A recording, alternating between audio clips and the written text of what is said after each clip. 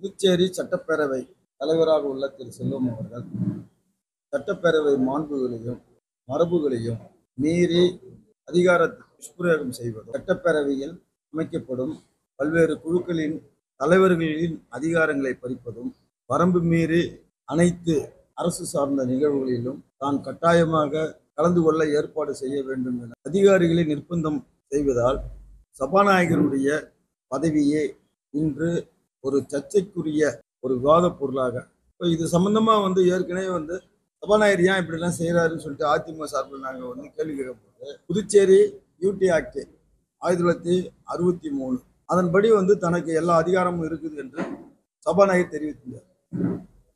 அப்போ அது போல ஒரு ஆதாரத்தை மாண்புமிகு சட்டப்பேரவை தலைவர் தெரிவிக்கணும், ஆதாரத்தை நிரூபிக்கணும்னு சொல்லிட்டு நாங்கள் கூட பிரஸ்ல சொல்லியிருந்தோம். கடந்த 2 தினங்களுக்கு முன்பு துணைநிலை ஆளுநரை சந்திப்பதற்காக துணைநிலை ஆளுநர் ஆளுநருடைய மாளிகைக்கு சபாநாயகர் சென்ற போது அங்கு இது ஒரு புரோட்டோகால் லிஸ்ட், செய்தி மற்றும் விளம்பரத்துறையினரால 1986ஆம் ஆண்டு வெளியிடப்பட்ட ஜிஓ நம்பர் 5.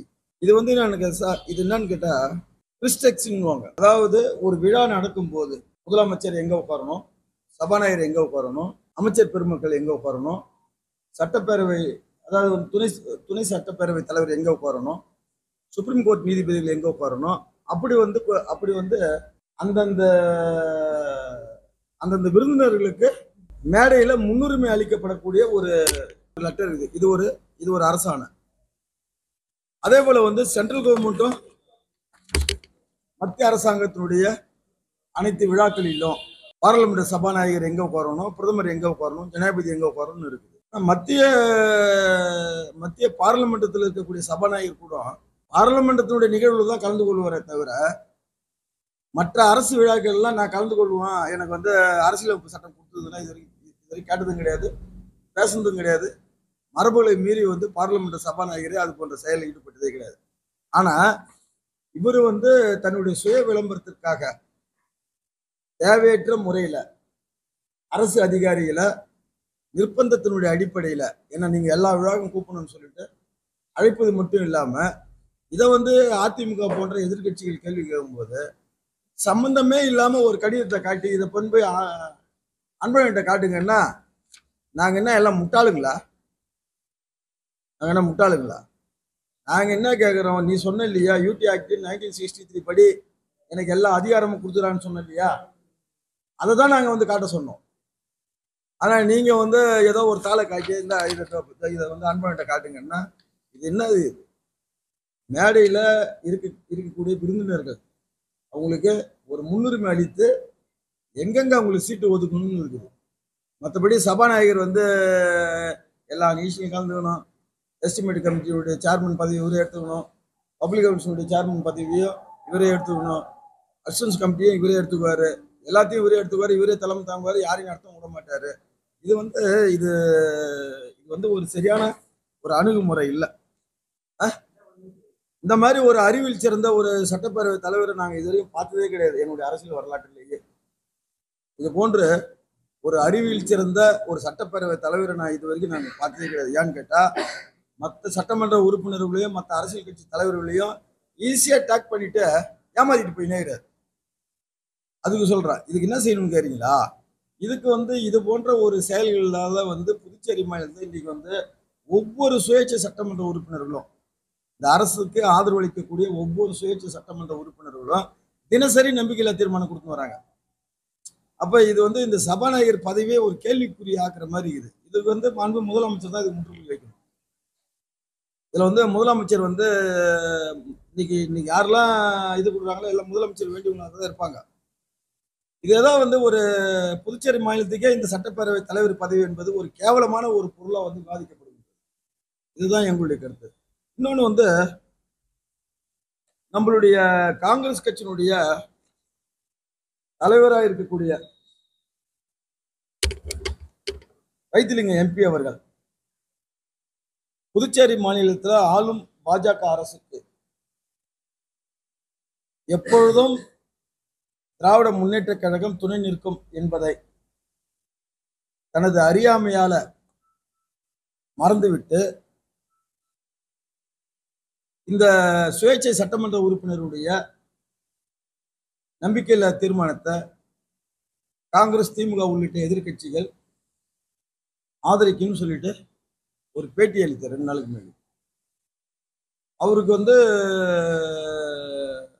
புதுச்சேரி மாநிலத்தினுடைய எதிர்கட்சி தலைவர், மரியாதைக்குரிய சகோதரர் சிவா அவர்கள் பிஜேபியை சேர்ந்த சட்டப்பேரவை தலைவர் செல்வத்துக்கு எதிராக சட்டமன்ற உறுப்பினர்களால் கொண்டு வரப்பட்டுள்ள நம்பிக்கையில்லா தீர்மானத்தை திராவிட முன்னேற்ற கழகம் எதிர்க்கும் அப்படின்னு ஒரு தெளிவா அவர் பதில் சொல்லிட்டார். பொதுவாக தமிழகத்தை பொறுத்த மட்டும் ஒவ்வொரு நாளும் மத்திய அரசு திராவிட முன்னேற்ற கழகம் சாடும்.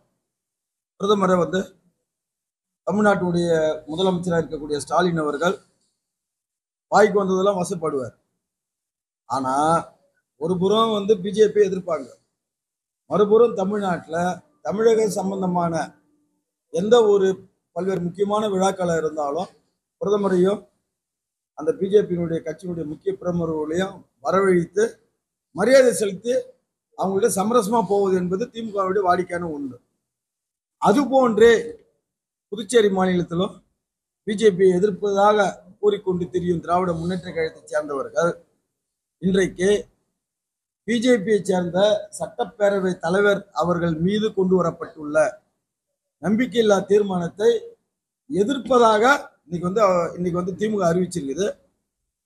இதை புதுச்சேரி மாநிலத்தில் இருக்கக்கூடிய சிறுபான்மை மக்கள், குறிப்பாக முஸ்லிம், கிறிஸ்துவ சிறுபான்மை மக்கள் திராவிட முன்னேற்ற கழகத்தினுடைய இந்த இரட்டை வேடத்தை முதல்ல புரிஞ்சுக்கணும். அதே போல நீங்க பாத்தீங்கன்னா ஒரு 4 நாட்களுக்கு முன்பு லாட்டரி அதிபர் ஏதோ எல்லாருக்கும் இலவசம் கொடுக்குறான்னு சொல்லிட்டு, இதை போல வெளி மாநிலத்திலிருந்து ஒருத்தவங்க இலவசமே கொடுக்கூடாதுன்னு சொல்லிட்டு திராவிட முன்னேற்ற கழகம் மாவட்ட ஆட்சியரை சந்தித்து ஒரு மனு கொடுத்தாங்க, இதெல்லாம் கொடுக்கூடாது, தப்புன்னு சொல்லிட்டு. ஆனா இப்ப என்ன சொல்றாருன்னா திமுக அமைப்பாளர், அவர் ஏன் 7 தொகுதி மட்டும் கொடுக்குறாரு, ஏன் தொகுதி கொடுத்தோம், எல்லா தொகுதியும் கொடுத்தோம், எந்த தொகுதி கொடுத்தாலும் நாங்கள் வரவேற்போன்றார். ஒரு புறம் இப்படி கொடுப்பது தப்புன்னு சொல்லிட்டு மாவட்ட ஆட்சியரிடம் புகார் அளித்தது இதே திராவிட முன்னேற்ற கழகம், மறுபுறம் அவர் கொடுங்கன்னு சொல்றாரு. அப்ப இடையில என்னதான் நடக்குது எனக்கு ஒண்ணுமே புரியல. இது மக்கள் உணர்ந்து கொள்ள வேண்டும். திராவிட முன்னேற்ற கழகத்தினுடைய மாறுபட்ட பல்வேறு கருத்துக்களையும் பிஜேபியினுடைய கள்ள உறவையும் இந்த ஆட்சியாளர்களுக்கு திராவிட முன்னேற்ற கழகம் அளித்து வரும் ஒரு நம்பிக்கையையும் மக்கள் புரிந்து கொள்ள வேண்டும் என்பதற்காக இதை நாங்க சொல்றோம். யாரு நேரம் தான் சொன்னாங்க, நேராவே பிஜேபி மீது கொண்டு வரப்பட்ட, பிஜேபிக்கு எதிராக கொண்டு வரப்பட்ட நம்பிக்கையில்லா தீர்மானத்தை நாங்க எதிர்ப்போம் நேரம் தான் சொல்றாங்க. அதான் பிஜேபிக்கு ஆதரவு தான் சொல்றாரு, நாங்க ஒன்றும் தப்பா சொல்லியே, ஆதரவு தான் சொல்றாரு. ஆனா இதுல அறியாமையில அரசியல் பண்றவர் யாருன்னு கேட்டா காங்கிரஸ் கட்சியினுடைய தலைவர் வைத்திலிங்கம் தான். அவர் நம்மளோட கூட்டணி இருக்கக்கூடிய திராவிட முன்னேற்ற கழகம் பிஜேபி எதிர்க்கும் அப்படின்னு சொல்லிட்டு நினைச்சுட்டு இருக்கிறார் இவ்வளவு நாள். அவருடைய நிலைப்பாட்டுல முதல்ல அவர் திருத்திக்கணும். திமுக பிஜேபி எதிர்க்காது, முதல்ல இந்தியா கூட்டணி என்பது ஒண்ணு இருக்குதா? ஒரே பிரச்சனையில இந்தியா கூட்டணியில இருவேறு கருத்துக்கள். இந்தியா கூட்டணி புதுச்சேரி மாநிலத்தை பொறுத்த மட்டும் காங்கிரஸ் ஒரு நிலைப்பாடு, திராவிட முன்னேற்ற கழகம் ஒரு நிலைப்பாடு, இந்தியா கூட்டணி சிதறண்டு போயிருக்குது. இன்னைக்கு அதிமுக நிலைப்பாடு என்னன்னு நீங்க கேட்டீங்கன்னா ஒன்று சொல்லட்டுமா? மக்கள்லாம் என்ன நினைக்கிறாங்க, அதிமுக சட்டமன்ற உறுப்பினர் யாரும் இல்லையே என்கின்ற ஏக்கம் இப்போ மக்கள் மத்தியில் இருக்கு. அவங்க இருந்திருந்தாங்கன்னா இன்னைக்கு இதெல்லாம் நடக்குமா அப்படின்னு நினைக்கிறாங்க. நாங்கள் சட்டப்பேரவையில் யாரும் இல்லை, அதனால இதுல எங்களுடைய நிலைப்பாடு கேட்டு நாங்கள் சொல்லி என்ன செய்ய போறோம்? ஒன்றும் கிடையாது. நடப்பதெல்லாம் பார்க்கும்போது ஒரு கேளிக்கையாகவும் ஒரு தமாஷாவாகவும் ஒரு இந்த என்ன இரட்டை நாடகமாகவும் இருப்பதால நாங்கள் அதை சொல்றோம். மற்றபடி நாங்கள் அதிமுக சட்டமன்றத்தில் சட்டமன்ற உறுப்பினர் இல்லை, அதனால இதுல எங்களுடைய நிலைப்பாட்டை நாங்கள் என்ன சொல்ல முடியாது. எது சொன்னாலும் சும்மா தான் சொல்லலாம். எப்போதுமே தெளிவு இருக்கும். எப்பவுமே திராவிட முன்னேற்ற கழகம் புதுச்சேரி மாநிலத்தை பொறுத்தமட்டில் ஒரு ஆக்கப்பூர்வமான எதிர்கட்சியா இல்லை. ஆட்சி அமைந்ததிலிருந்து இந்த அரசுக்கு எப்பொழுதெல்லாம் பலகீனம் ஏற்படுகின்றதோ, எப்பொழுதெல்லாம் அரசை ஆதரிக்கக்கூடிய சட்டமன்ற உறுப்பினர்கள் எதிர்க்கிறார்களோ அப்பொழுதெல்லாம் திராவிட முன்னேற்ற கழகம் இந்த ஆட்சியாளர்களுக்கு பக்கபலமா தான் இருந்துக்கிறாங்க, துணை தான் இருந்துக்கிறாங்க. நீங்க எப்படி திமுக போய் எதிர்கட்சின்னு சொல்றீங்க?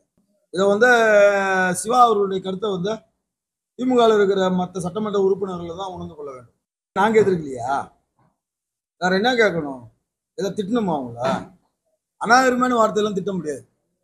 பிஜேபிக்கு துணை நிற்கக்கூடிய ஒரு இயக்கம் திராவிட முன்னேற்ற கழகம். எப்பொழுதெல்லாம் பிஜேபியினுடைய ஆட்சிக்கும் பிஜேபி கட்சிக்கும் சர்க்கிள் ஏற்படுகின்றதோ அப்போதெல்லாம் திமுக வந்து முட்டு கொடுக்குது. இன்னைக்கு வந்து சபாநாயகருக்கு வந்து ஒரு நிம்மதி பெருமூச்சு. அதாவது மிகப்பெரிய குழப்பத்தில் இருந்த மாண்புமிகு சபாநாயகர் அவர்களுக்கு ஒரு நிம்மதி பெருமூச்சை திராவிட முன்னேற்ற கழகம் புதிய ஒரு ஆக்சிஜனை கொடுத்துக்கிறாங்க, வழங்கியிருக்குது.